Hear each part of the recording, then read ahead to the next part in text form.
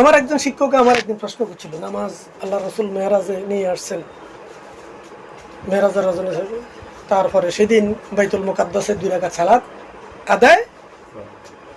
তা আমি তো ওনাকে বললাম, আচ্ছা এখনো অনেক জটিল কথা, নামাজ এখনো ফরজ হন নাই, নামাজ কি হয় নাই, ফরজ হয় নাই।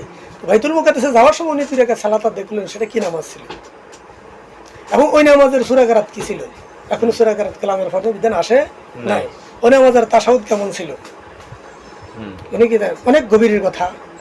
আমি বলছি না, আমার জ্ঞান তো এখন না, জ্ঞান শিশুকাল থেকে ওটা মালিক সিলমোহর ঢুকাইছে, তা এখন চলছে জগতের সিস্টেম, এটা ভিন্ন কথা, ওইদিকে যাচ্ছে না। আবার নিজেকে বড় করছি না, শুধু বুঝে পেয়েছি। আমি তখনও প্রশ্ন করছি, এখনো না, যে এখনো তো নামাজ ফরজ হলো না। আপনার দলিলে নামাজ আনতে মেহরাজে যাচ্ছেন, মেহরাজ থেকে তো নামাজ আনছেন, কিন্তু যাওয়ার পথেই বাইতুল মুকাদ্দাসে নামাজ পড়লেন। সেই নামাজটা কি নামাজ? সেই নামাজের নিয়ত কি ছিল? সেই নামাজের সূরা কি ছিল?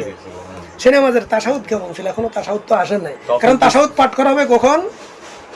আরশে আজিমে। ওখানে গেলে রাসূল আল্লাহর দরবারে যাই বলছেন, আত্তাহিয়াতু, দলিল আত্তাহিয়াতু লিল্লাহি ওয়া সালাওয়াতু আত-তাইয়্যিবাত। মানে আল্লাহ বলছে, আসসালামু আলাইকা আইয়ুহান নবিয়্যু ওয়া রাহমাতুল্লাহি ওয়া বারাকাতুহু। আল্লাহর পক্ষ থেকে আবার যাবো আসসালামু আলাইনা। রাসূল তখন আবার বললেন, আসসালামু আলাইনা আলা ইবাদিল্লাহিস সালিহিন। ফেরেশতারা বলে, আশহাদু আল্লা ইলাহা ইল্লাল্লাহ। তাহলে এটা কোথায়?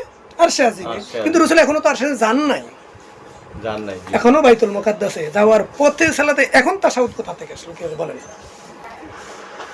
মাথা নিচু করে কতক্ষণ চুপ থাকি, তাফসীর পড়া জমাত করতাম, আস্তে উঠে চলে গেছে। বলে যে কোথায় আসছেন, বিতর্ক হচ্ছে,